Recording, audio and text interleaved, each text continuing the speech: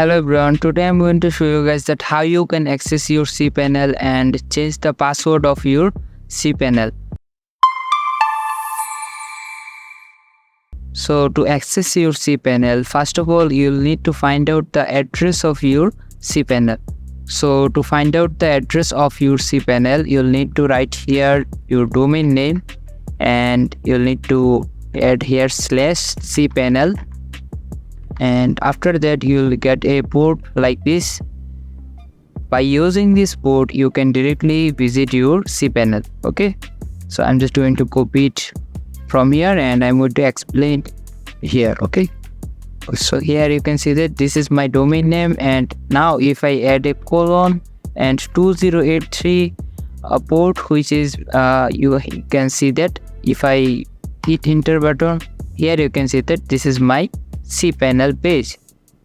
Okay, if you want to access your cPanel, then you'll need to enter here your username and password, which will be provided by your hosting provider. Probably you will find it in your email address, or you can directly contact with your hosting provider to provide this username and password to you. Okay, now I'm going to enter the username and password here. I'm going to log into my cPanel. Alright, so to change the password of our cPanel, you'll need to write here password and click on this password and security option. Okay, then here you'll need to enter your old password, then enter your new password here, then enter new password again. Okay, after that click on change your password button to change the password. That's it, our password is now changed successfully.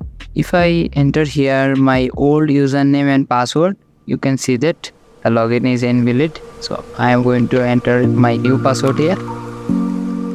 Okay, so now here you can see that my login is successful to the cPanel.